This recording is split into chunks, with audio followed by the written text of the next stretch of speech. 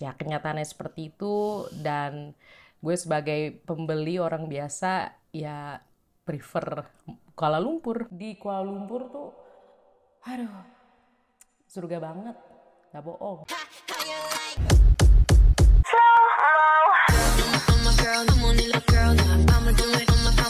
Assalamualaikum, Elsa di sini. Hai guys, hai semua, halo tetangga, gimana kabar teman-teman semua? Semoga sehat selalu, semoga bahagia selalu, dan semoga hari teman-teman semua selalu good day.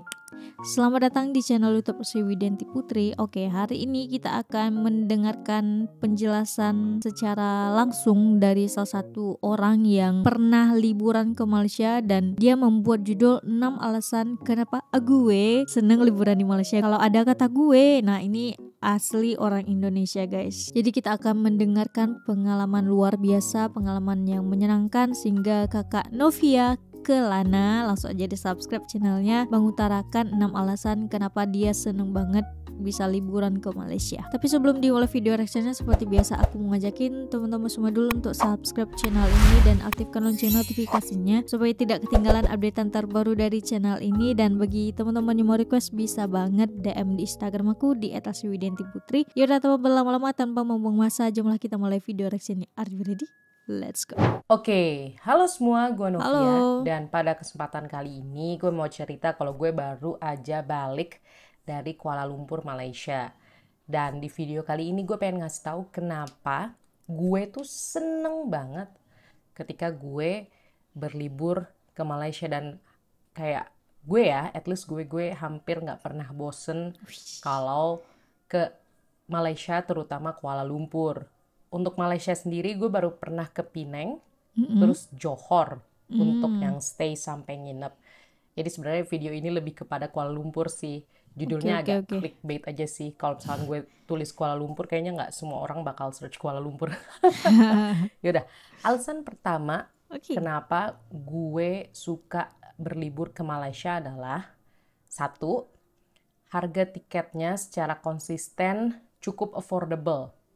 Rata-rata harga tiket gue untuk ke Malaysia adalah sekitar 1 sampai 2 juta rupiah pulang pergi. PP ya? Emang keseringan pesawatnya low cost. Kayak gue nggak pakai bagasi tambahan. Tapi ya udah, nggak masalah. Dan tips dari gue, kalau misalkan teman-teman bawa koper terus taruh di cabin, ya teman-teman harus antri segera, nggak boleh nunggu terlalu lama. Kalau nggak nanti bagasi kabinnya itu akan cepat penuh. Oh gitu. Ya namanya ada harga ada kualitas lah ya. Tapi gue pribadi sih seneng karena itu. Bahkan suka lebih murah daripada ke Bali. Betul, atau setuju bahkan sih. ke daerah-daerah di Sumatera. Atau bahkan kadang aja 1 juta 2 harganya juta. tuh nggak beda jauh sama misalkan kalau kita ke Jogja, dan bahkan suka lebih mahal ke Kalimantan. Emang nyebelin sih kadang-kadang harga tiket domestik kok lebih mahal, padahal mau ngunjungin banyak tempat juga di Indonesia. Tapi ya kenyataannya seperti itu, dan gue sebagai pembeli orang biasa ya prefer Kuala Lumpur, Malaysia. Luar negeri gitu Sayangnya, kan. semoga setelah ini ya harga tiket bisa lebih bersaing lah untuk domestik.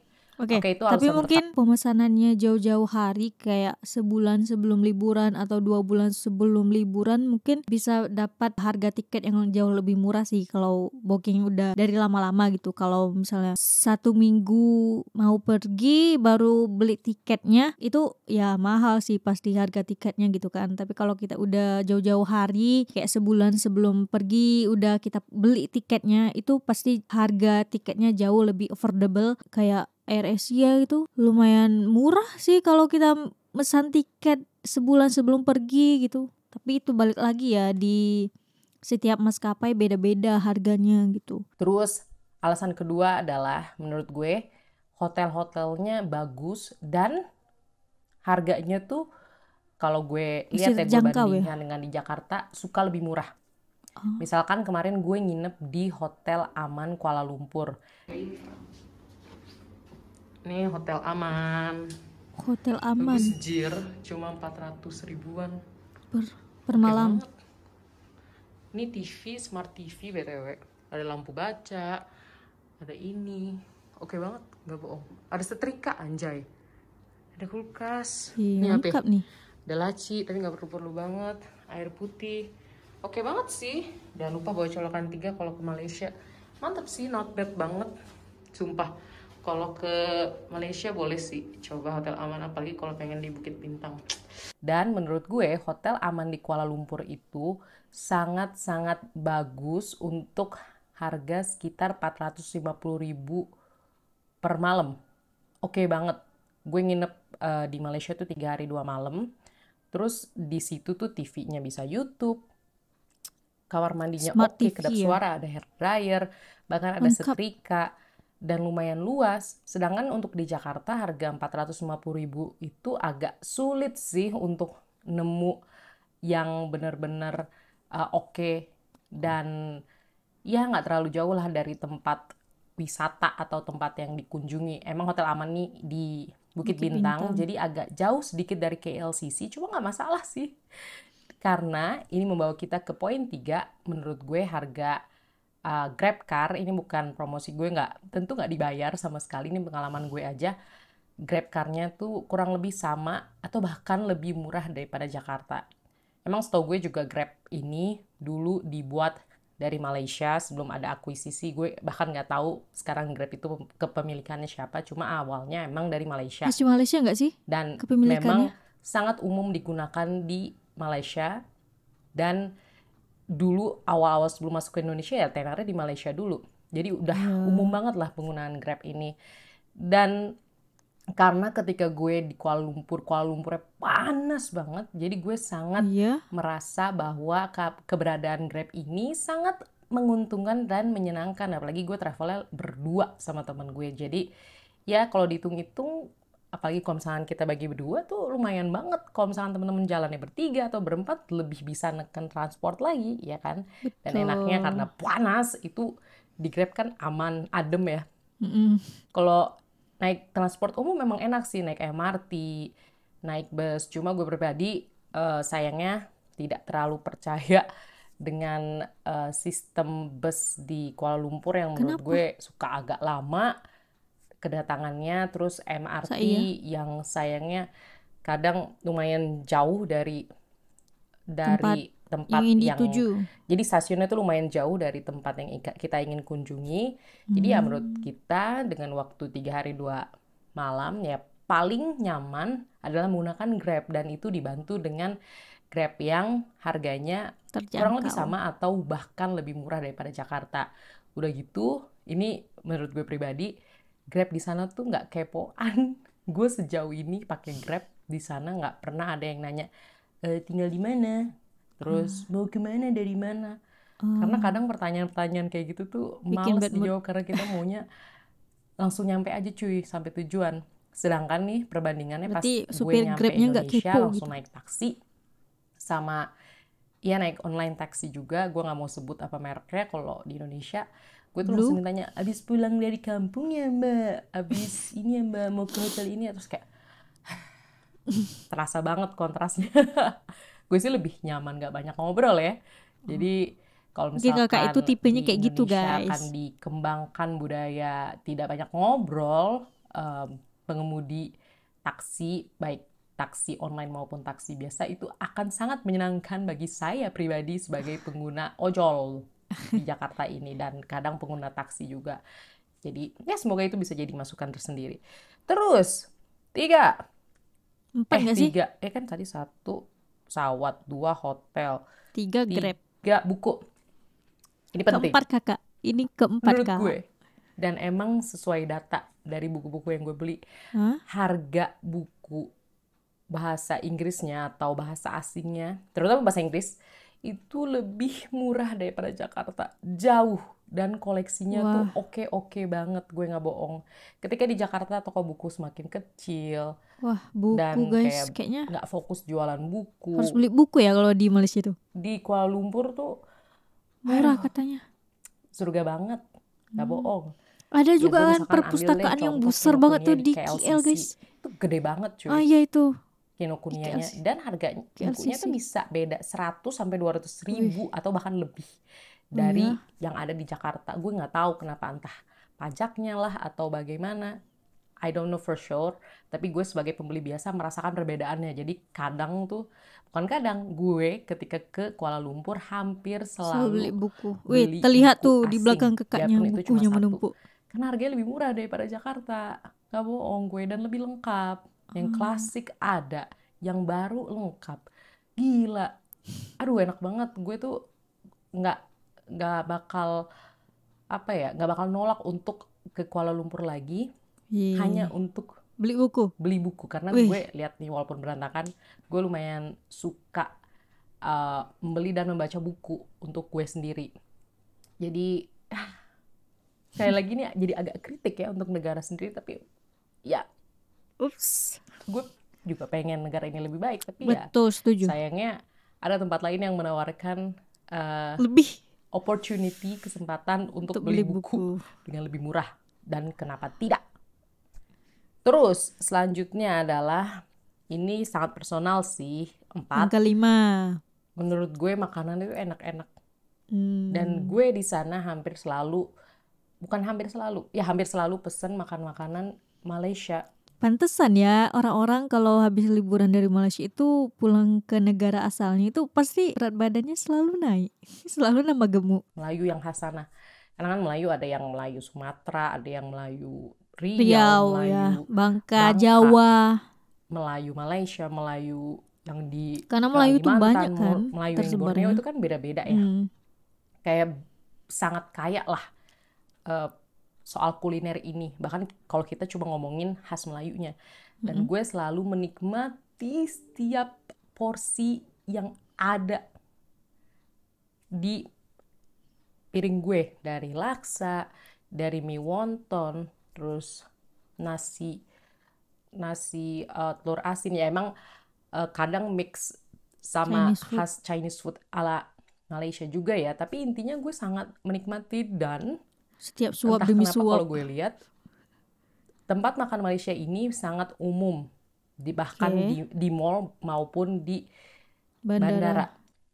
Gue pribadi sih kayak lumayan takjub ya, karena kalau gue di Indonesia tuh jujur gue ngeliat kebanyakan makan makanan Jepang sih, yang mana gue juga lumayan suka, bahkan kayak restoran favorit gue. Betul banget guys, ini aku setuju. Jepun, Korea, wah itu di mall-mall Pekanbaru mendominasi banget. Bahkan sekarang kayaknya di mall-mall Pekanbaru ya sedikit gitu guys yang restoran makanan khas Melayu kah, restoran makanan khas Indonesia kah, sedikit banget. Coba deh kalian kalau orang Malaysia datang ke Pekanbaru, datang ke mall-mall yang ada di Pekanbaru, banyaknya makanan Korea, makanan Jepun, kayak makanan-makanan khas tempatan itu kayak udah berada paling bawah gitu guys. Kayak makanan luar negara seperti Jepun, seperti Korea itu udah mendominasi di Pekanbaru sih. Midori yang ada di daerah Menteng ya juga makanan Jepang cuy. Jadi tuh gue kayak mikir, apakah makanan Indonesia itu tidak menarik bisa dijual semasif ini gitu, sepopuler ini. Karena yang gue tahu kayak misalkan rembulan atau seribu rasa, ya enak juga sih, cuma menurut gue harganya lumayan mahal cuy. Sedangkan kalau yang makanan Melayu, atau gue bilang makanan Malaysia aja deh, makanan-makanan Malaysia ini menurut gue harganya juga masih worth it aja, baik yang di mall, airport, maupun di pinggir jalan. Jadi kayak gue tuh seneng makannya, tapi di sisi satu gue jadi mikir, kenapa ya di negara kita kok nggak umum ya di mall-mall, ya paling mie ayam gitu, tapi mie ayamnya juga biasa, lebih enak gerobak. Sedangkan ini menurut gue kalau di Malaysia kayak sama aja, di mall enak, di luar enak, di airport juga enak. Gue nggak ngerti. Maaf banget nih, ini ngomongin soal kenapa rasa gitu. Gue suka banget ke Kuala Lumpur, Malaysia, tapi sambil bandingin daerah sendiri. Ini bisa ini loh, maksudnya bisa menjadi masukan kan bagi negara sendiri supaya bisa lebih mengangkat lagi makanan-makanan tradisional di mall terutama gitu. Jadi kayak makanan-makanan tempatan atau makanan-makanan tradisional asli Indonesia ya, kita berbicara tentang Indonesia, jarang ditemuin di mall ataupun di airport gitu guys. Kalau di pinggir jalan, oke, kita masih banyak bisa menemukan makanan-makanan daerah tempatan, tapi sekarang udah jarang banget, sehingga makanan-makanan tradisional ini bisa dinikmati oleh turis, berbagai orang-orang asing gitu. Jadi sampai makanan luar itu mendominasi di tempat kita gitu guys. Gak Bisa apa-apa kok ya. Indonesia kayak gitu juga, cuma why? Bisa Kenapa kok. enggak? Oke, lanjut. Terus ini alasan yang sangat personal, yang Oke. mungkin nggak semuanya bisa relate ya. Jadi Malaysia, Kuala Lumpur, gue nggak tahu di bagian-bagian Malaysia lain ada apa nggak. Kuala Lumpur ada Donki. Donki. Apa tuh Donki? Donki ini emang toko di Jepangan ya. Gue pernah lihat Donki tuh di Osaka. Gue nggak tahu Donki tuh ada di Tokyo atau nggak, tapi kayaknya ada juga ya. Kayak emang toko umum dari Jepang gitu. Terus ngejual produk-produk Jepang, makanan Jepang, kue Jepang, snack Jepang, dan sebagainya macamnya.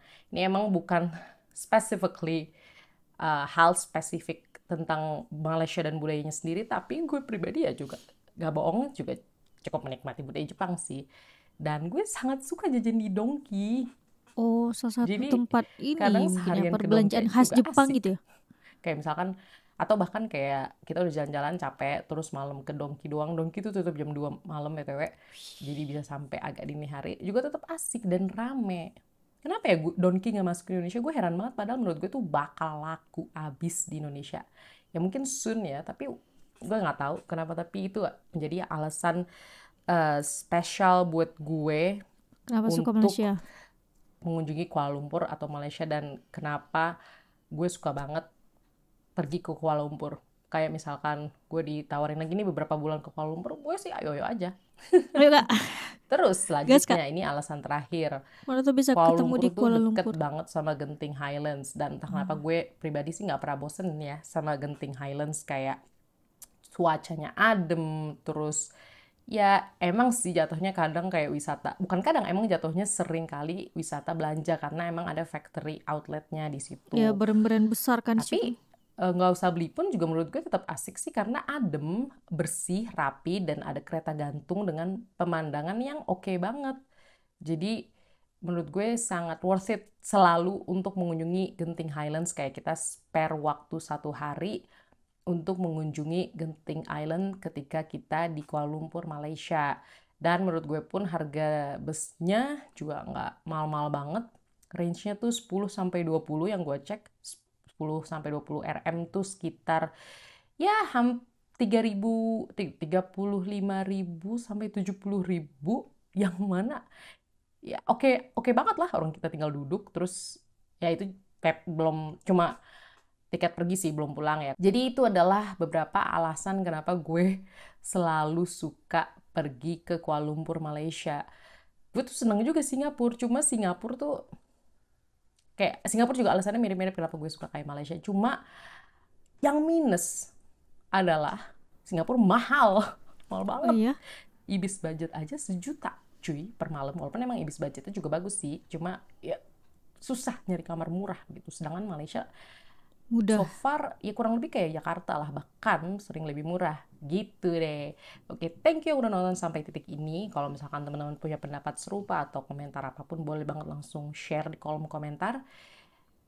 Dan gue really appreciate teman-teman yang nonton sampai titik ini. Sampai jumpa di episode atau video selanjutnya. Dadah! Oke, nah jadi itulah 6 alasan kenapa Kak Novia senang banget liburan ke Malaysia guys. Udah dijabarkan sama Kak Novia. Ini bukan maksud untuk membandingkan juga gitu kan, tapi dia lebih ke sharing pengalaman dia supaya mungkin teman-teman di luar sana yang masih penasaran, masih ragu-ragu ingin libur ke Malaysia, nah bisa nonton video dari Kak Novi ini sehingga ini bisa menjadi satu alasan kalian harus mengunjungi Malaysia guys, terutama dalam hal ini di Kuala Lumpur katanya ya, karena kakaknya juga belum mengeksplor terlalu jauh di negeri-negeri yang ada di Malaysia. Jadi video ini dikhususkan untuk sekitaran Kuala Lumpur guys. Nah mungkin bagi orang-orang yang di luar sana yang nonton video ini yang bukan orang Malaysia, boleh komen-komen di bawah, sharing-sharing pengalamannya ketika mengunjungi negara Malaysia, supaya makin banyak lagi nih orang-orang yang minat untuk liburan ke Malaysia gitu guys. Karena juga mengacu pada tahun 2023 bahwa negara Malaysia adalah negara yang paling banyak dikunjungi oleh para pelancong, baik itu dari segi makanannya, keramah tamahan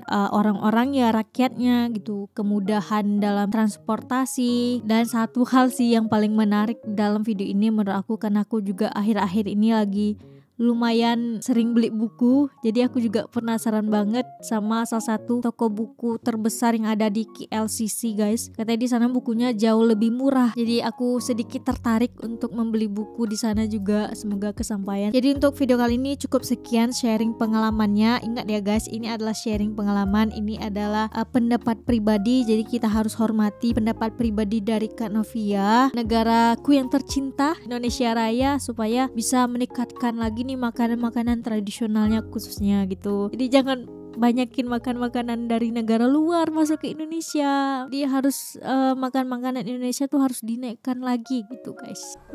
Betul. Yaudah, kayak cukup sekian video reaction kali ini. Bagi teman-teman yang suka sama video ini, jangan lupa untuk like, comment, dan subscribe. Dan kita ketemu di next video. Bye bye. Assalamualaikum.